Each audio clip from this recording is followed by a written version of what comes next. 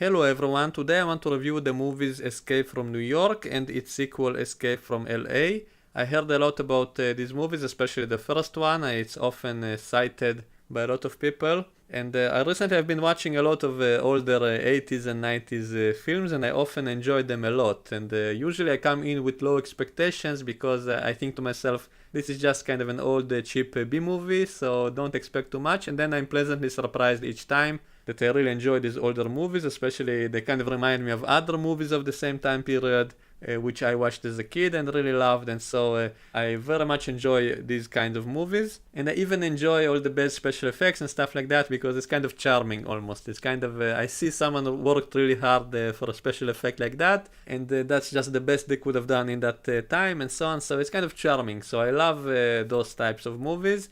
So anyway, I came in with very high expectations to watch Escape from New York because I heard it's such a great movie. And honestly, I was a little bit disappointed. I don't think it's a great movie. It's just kind of okay movie. And I don't think I would rewatch it anytime soon because there's really not a lot of interesting stuff in it. Not a lot of fun stuff in the movie. The setup of it is great. The idea of the movie is really brilliant. The whole setup of it, all the visual style.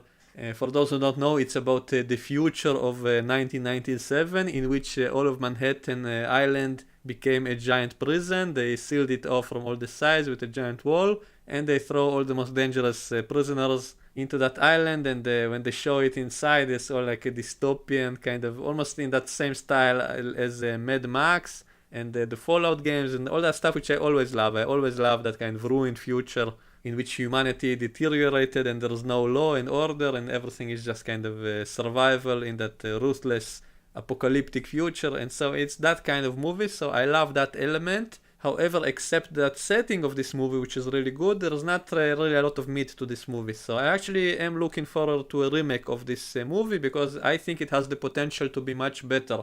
I think this idea, if done right, can be a great movie. If they do that today, that will probably be a lot better. And so usually I fear from remakes because I always say remakes usually come out worse than the original despite better special effects a lot of times. But in this case, I think a remake will do it good because the setup is great, but not really a lot of good scenes in the movie. I mean, the action is just kind of okay, not really impressive.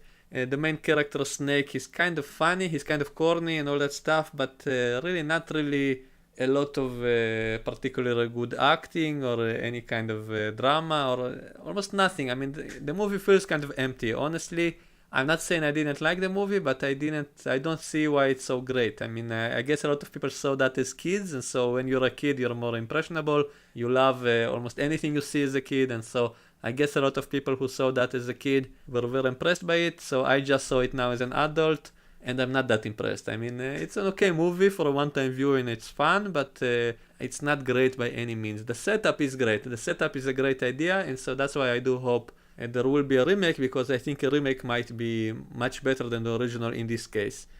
So the action scenes were not that impressive, not a lot of gore scenes. There was only like a few moments, like I could sum up maybe 5 good moments in the whole movie and that's it. So not really enough meat for this movie. Also, it did feel kind of cheap in places.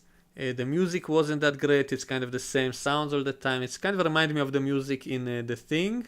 I guess that's Carpenter's preferred kind of music, just kind of setting the tone, setting the atmosphere of the movie. Kind of simplistic repeating music all the time. I actually think music is a very important thing of a movie. I think great music always makes a movie better. So there's not a lot of interesting music, not a lot of humor. There was some unintentional humor. There was one moment in which the guy who sent him into the prison, I forgot his name in the movie, that actor who played Snake Eyes in The Good, the Bad and the Ugly, he's the one who sent him into the prison, and there's a scene of him suddenly picking up a walkie-talkie, but it's a giant one, so that made me really laugh because I didn't expect that at all. So suddenly he raises that huge phone to his face, so that really cracked me up, and it reminds me of a scene in the movie Top Secret in which they did something similar, but that was intentional humor, and so here it was totally straight-faced. So that was a moment of unintentional comedy, which I loved, but not a lot of other stuff like that in the movie. And the action scenes, not a lot of gory stuff, not a lot of interesting fight scenes. There was like one fight scene which was kind of fun, but that's it. So not enough meat in this movie. So honestly, I'm kind of disappointed. I expected to see a lot more because I heard so much about this movie, but it's just okay. It's not great. And also, in terms of realism, there was too much stuff which was kind of too ridiculous, too stupid. If you look at it as kind of a silly comedic movie, then that would be fine. But if you're trying to look at this as a serious movie, then it ruins it. For example, the whole bits with the president. First of all, that guy doesn't look like a president. I mean, he doesn't look very charismatic in any way, so it's kind of hard to buy that he's the president. And also, he has that briefcase chained to his hand throughout most of the movie. And yet no one thinks to maybe open that briefcase, maybe cut it off him. No one even raises that possibility. And even earlier in the movie, they show that the president put some kind of device on his hand, which is supposed to let them know where he is. And yet later the criminals show the finger of the president. And so I immediately figured out, so they cut off his hand and took off that device, so they cannot know where the president is. And yet when they send the snake in, then he's looking for that device. But it's obvious it wouldn't be on the president anymore. So shouldn't that be obvious for them from the beginning? Why are they looking for that signal? All kinds of ridiculous plot points like that which don't really make sense. And with the briefcase, no one even tried to open that until they accidentally opened that by shooting at the president, and then suddenly the briefcase opens. But how come they didn't try to do that before? So that's kind of ridiculous. And also in the very end, in which he gives the president the wrong tape, and so no one bothered to check if it's the same tape or not before he played that to the whole nation and stuff like that. So a lot of moments like that which are ridiculous, and so I cannot really take this movie seriously.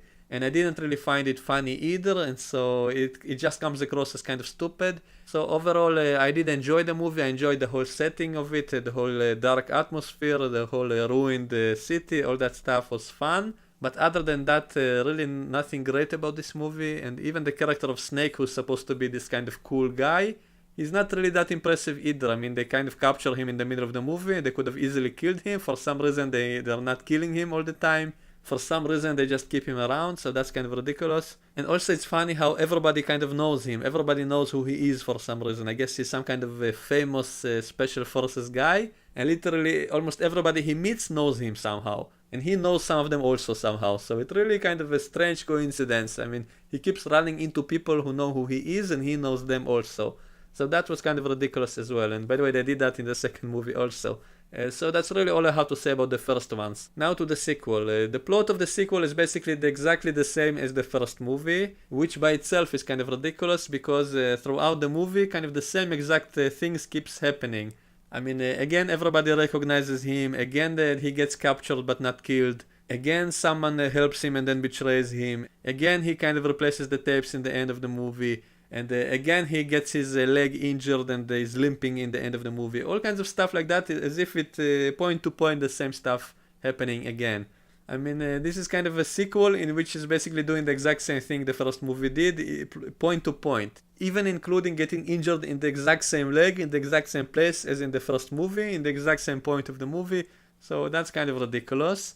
Now, the visual style of the movie is kind of funny because I think it has some of the worst CGI I ever seen in any movie which is not fan-made. In any official movie, I don't think I ever saw such bad CGI, but it was kind of ambitious. It was kind of very ambitious CGI, showing a lot of cool ideas, a lot of cool stuff, but done very poorly. But I can kind of forgive it because it's an old movie, but the CGI looks terribly cheap even for that time, I think. But it kind of made me laugh. It kind of was unintentional comedy, the way they showed that ridiculous CGI. So he goes there with a submarine and you see all kind of sharks trying to catch him and stuff like that. So that was totally over the top ridiculous, and so that did kind of make me laugh. So some really terrible CGI shots, really terrible kind of blue screen that you can tell it's a blue screen.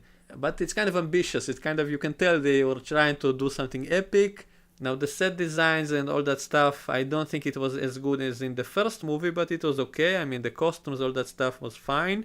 And this movie, I think, was very self-aware about being a parody of the first movie. I mean, it even had the same lines. I mean, there was a line in the original movie in which he just said, "Call me Snake."